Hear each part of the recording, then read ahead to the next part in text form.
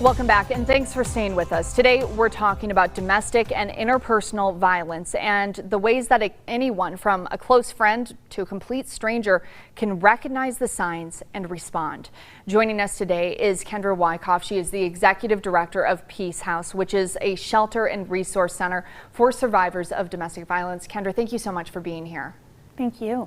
So to start off, let's talk about the difference between domestic and interpersonal violence. What is the difference?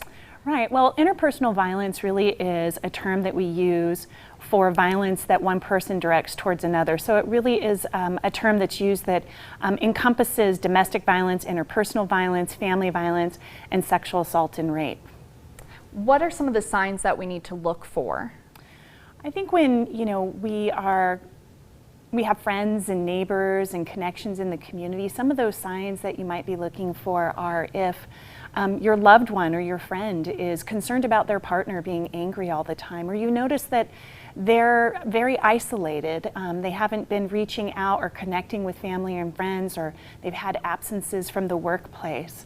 Some other signs could include that their partner is being belittling, name-calling in front of other people.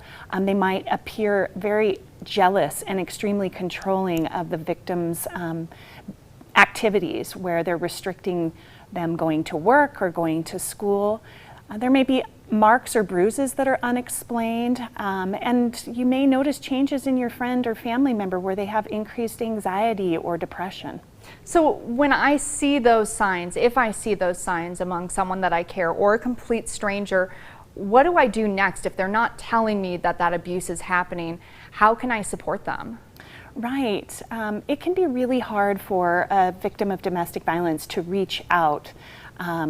So it's really important as a friend or family member or an employer or even a stranger, when you see a situation, what we want to do is promote ways that people can intervene safely, both for the person who's intervening and for the victim of domestic violence. It's important to have those types of conversations in a private place with the victim, so that's not a conversation that you want to bring up in front of their potentially abusive partner. Really opening up the door to offering support. It could be simple as saying, I haven't heard from you in a long time. Are you okay? I'm worried about you. Or if you see marks on someone, saying, can you tell me about what's happening for you?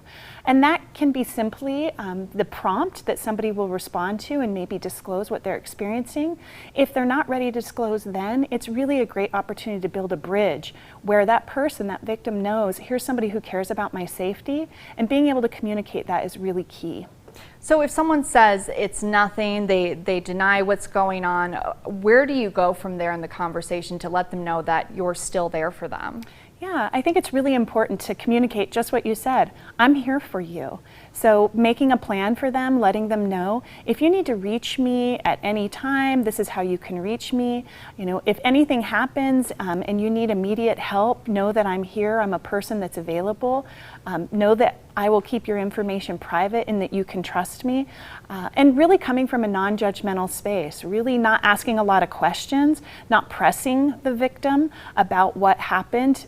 If you don't believe what they're telling you, really take a step back and give them space and time so that they have an opportunity to share with you at a later point. A lot of really important information there. Kendra Wyckoff, thank you so much for joining us and talking to us about this very important topic. She's the director of the Peace House. She's joining us today to talk a little bit about this. For more information on the Peace House, you can visit their website. You can see it right there on your screen. It's peacehouse.org. Let's toss it over to Thomas.